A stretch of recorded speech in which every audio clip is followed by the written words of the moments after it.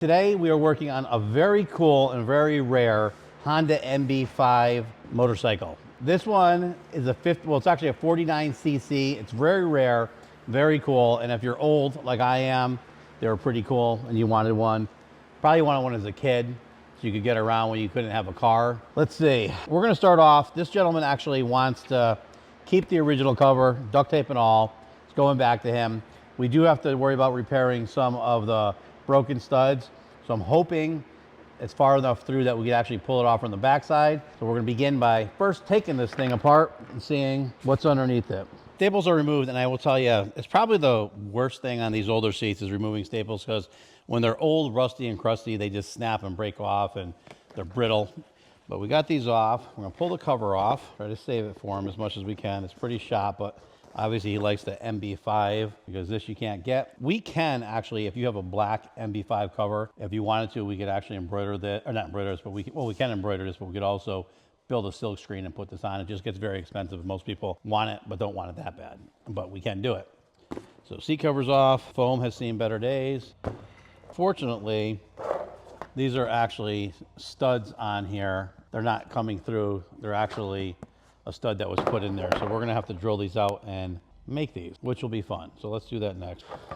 The bracket repair is all set. And what it is if you look at it, on both sides it has a flat plate. And when we pulled them apart, Lewis had a good idea. He said it looks like it was pressed in. So we went and put it in the press, popped it out. It was pressed in, but it was also welded in two spots. So it's probably like a stud gun where it zaps it in as goes. Luckily, it was older, it popped right out. And both pieces were thick enough that we were able to drill them and tap them and then thread the nut through it. And then we welded the nut on the back, on the inside tab, so it can't spin or pop off. And then those plates just got riveted on. These studs are probably a little too long and the customer's gonna have to trim them down without having the studs on there and knowing how far it has to go, because that's one thing he's going to have to do. All right, so I'm excited. We get to try out the new final assembly table and see the lighting. So obviously when I do our videos, it's tough because I always have the light from the camera shining at me. So it's harder for me to see, you guys to see better. With this, I put the lights above and I'm hoping that it doesn't mess up the video too much. But we are going to get this baby wrapped up in our very own, very new final assembly area, which I'm excited. Let's foam on here, right? Here's a new foam on the old pan. How's it fit? It's all right. A little short here. I have to try to pull this in. I have to glue this and pull it in a little bit.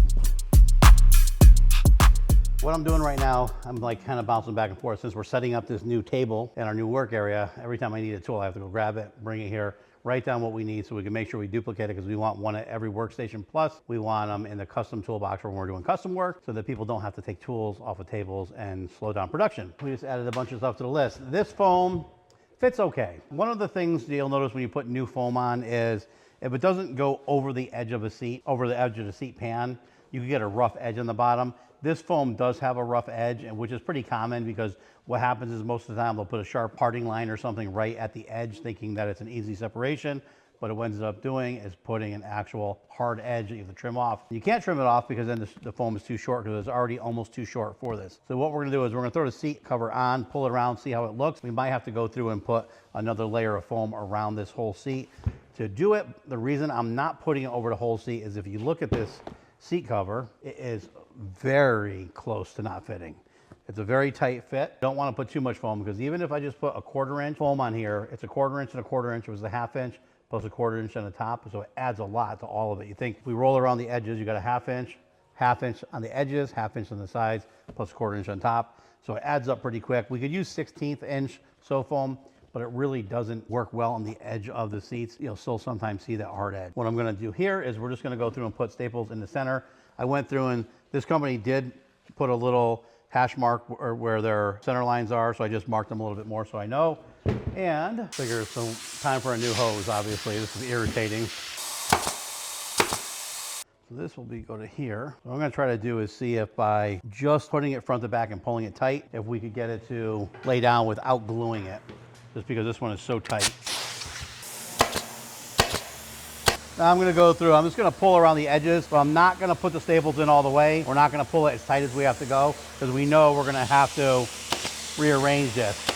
So I just blew them in sideways. I know they gotta come out. Same thing up here. We'll pull this around where it has to go. A lot of times if you go and get too overzealous and pull one side too tight, you'll have trouble getting the other side on. You just want to take baby steps here. I don't think we're gonna have problems with this one. Now I can take a look at it, see if we pull it really tight, will we be able to get this seat to pull down here without gluing it? That's the name of the game. We want to be able to stretch this down and have it sit in that pocket without having to glue it. And I do not think we're gonna be able to, so I'm gonna glue it. Pull these out. Garbage can would be nice over here too. Using a steamer because our heat gun broke and we have to go buy a bunch of them. We need to get this done and we'll do the same trick. There's a little pucker in there I wanted to get out before we go through and stick this. Okay, now what I'm gonna do is make sure everything's centered. We're gonna put this exactly on this top edge where we need it to go. Looking the whole time. That's good, no wrinkles. Okay, so we got that on there. We got a nice transition here. Actually, I don't like that. We're gonna have to trim this. On these seats, when they're sewn, there's actually a salvage from the extra material that comes around, and whoever did the seat didn't trim it, so you could actually see that through it, and I don't like that. So we're gonna cut this off. I actually should show you what it looks like when you see it. So when you're pulling the seat, you see how you can see this hard salvage line here? This is all the excess material. And when you pull it off, like we just did, you gotta be very careful not to hit threads on this as well. But when you pull it off, now, when we pull it, see there's nothing there versus this here. So we're gonna do that. I should have looked first, but do the same thing. Let's heat this back up. Should reactivate the glue. We're not looking for a lot of glue here, just enough to hold it down until we pull it tight. Let's see if our center lines are off or if... There's a couple issues I'm running into on this seat, which I can see here the foam is actually not symmetrical left or right, which is kind of messing with us. This here, it looks like their center line's right, but it just does not want to. It's really important that the material falls down left or right in the correct sides, but this is a lot more rounded than this, and the seat cover was sewn that way. So it's kind of messing us up a big ol' bit. So we're gonna go with the worst of two evils here. You're actually supposed to steam from the backside of material when available, because the steam can actually melt material or discolor it. So it's always good to test the spot first. So that lines up, I pull it a little tighter. This is good, that'll work.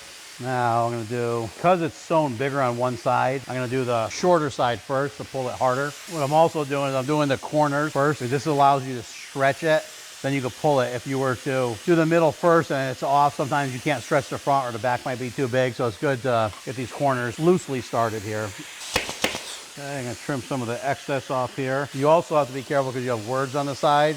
And you can see here where to pull it to get the wrinkles out, the A from the Honda is already really low on the seat. So you don't want to do something like that where the H is too low. You got to make sure that they're all the same, which is challenging sometimes because it might not be where you want to get the words, the wrinkles out. I want to leave a little bit there. So I'm going to go here. And this one I'm going to loosen up a tiny bit just because I don't want that A under the seat. So we're going to move that like there.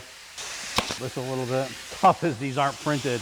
These aren't printed in a straight line. The letters are actually, like the O's a lot smaller than the H, so it kind of messes with you a little bit. And I'm super sorry about this darn hose. I know it's probably messing up our audio.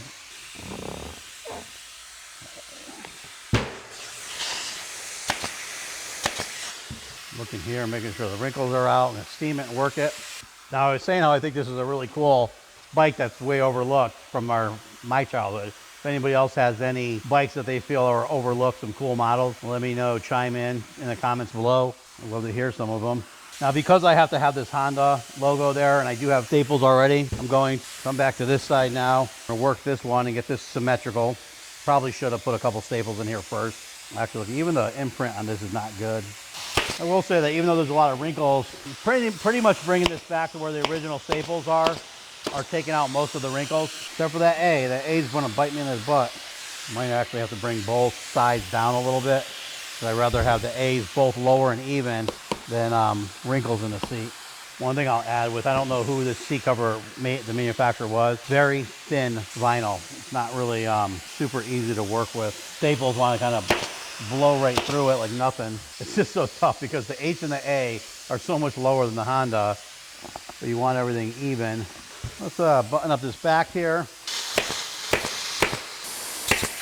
I'm going to pull this side around, then I'm going to redo the front because the front has to come a little bit more. I always, when I put my first staples in, do it closer so that I don't have to worry about if you have to move it farther, having holes in the wrong location. Now that we know we're getting close and it's going to be good, we'll be able to go in there and take those staples out, put the permanent staples in, and get her all done. Now, one thing that's not easy to do, but you try to do, is you always want to try to make sure, even on the bottom where you staple it, is even left to right, just so when you look at the bottom of the seat, it doesn't look atrocious. If the seat cover is not sewn right, it's really hard to do. This one, we're pretty close, which is a good sign. I'm going to remove these very carefully because we don't want to slip and rip the seat, nor do we want to mess up this thin vinyl. Here we go. Just right where we need it now. Steam this up, make her look nice, and we can clean her up. So one thing that I wanted to say too is you have to, if you're going to a seat shop to have a seat cover put on, even something as simple as a smaller dirt bike, you have to make sure that you clarify what you want done. Because there's a lot of dirt bike riders who just want seat cover on, don't really care, just don't want to get a wet butt and have the seat look really bad. And there's other people like, I'm restoring the bike and I want it done right. Huge price difference. So you could throw a seat cover on for 50 bucks, or you could go through and refoam it, reshape it, make it perfect, make it really nice, higher end, and it could cost you a lot more. You start adding in some of the custom stuff, like some of the bikes have chrome and stainless that needs to be put in and replaced. That adds more. So just be very clear. If it's a show bike that you're restoring and you're something you're probably not going to ride much, you just love it and you want it perfect, make sure you tell the seat shop, because there's different procedures you do. Like I would have definitely added another layer of foam on this seat for the edging and done a few things differently. And there you have it, a nice little Honda MB5 seat recover. It'll look great on the bike. You could have some fun with it. And if you like our videos, please remember to like, share, subscribe. Subscribing helps us. It's free to you, but it helps us because it lets YouTube and Facebook know who to send our videos to. And we want them to go to motorcycle lovers like you and me. And it's a great way to help us out. We appreciate you guys doing it. And we thank you so much for watching our videos. If you like more, make sure to check out our channels and go see some of the other videos. And there's a lot of dirt bike video content on there for all you dirt bike riders. And then there's obviously a lot of street touring and custom motorcycle stuff as well. So thank you again for watching.